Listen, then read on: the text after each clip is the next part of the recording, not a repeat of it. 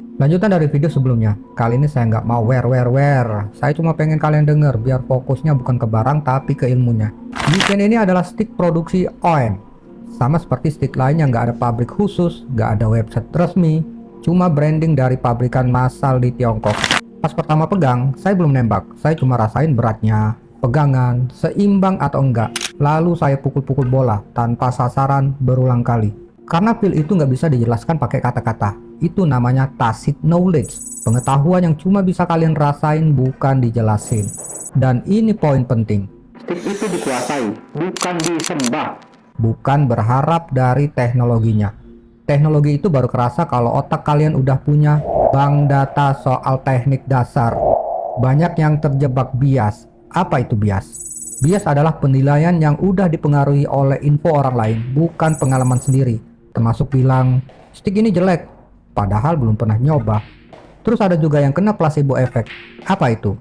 Placebo adalah efek bohong-bohongan yang otak kalian percaya karena sugesti.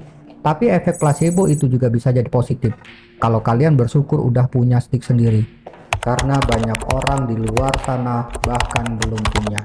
Saran saya, kalau kalian udah punya stick ini, jangan dengerin kata orang. Jangan biarin keputusan orang bikin kalian nyesel, karena keputusan dari diri sendiri bikin belajar.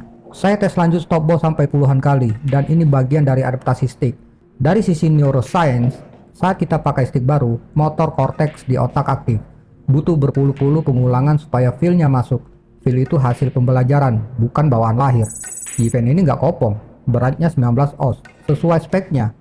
Kalau ada yang bilang kopong, bisa jadi dia kebetulan dapat yang enteng. Tapi ingat, kopong tidak sama dengan ringan, dan semua stick dari merek manapun pasti butuh adaptasi. Saya coba follow shoot puluhan kali, draw shoot puluhan kali. Saya latihan, bukan buat nunjukin skill, tapi buat adaptasi. Kesampingkan dulu embel-embel teknologi, karena pemain pro pun butuh adaptasi. Bedanya, mereka cepet. Nah, kalau pemula berharap stick bisa bantu semua, itu sama aja kayak pengen kaya tapi nggak mau kerja keras. Teknologi stick itu ada, tapi nggak akan terasa kalau teknik belum kuat. Saya fokus edukasi, bahkan nanti stick ini akan dibelah, karena spek cuma angka. Yang ngerti spek ya orang kimia, atau bahkan tukang kayu. Dan alat bisa dikuasai kalau kita sabar. Buat pemula, saya tetap nyaranin mulai dari kayu, adaptasinya lebih cepat. Karbon bisa dipakai nanti saat udah ngerti dasar dan mau rasain sensasi baru. Ingat, stick bukan soal enak atau enggak, tapi soal sesuai enggak dengan harga dan kemampuan kalian buat adaptasi.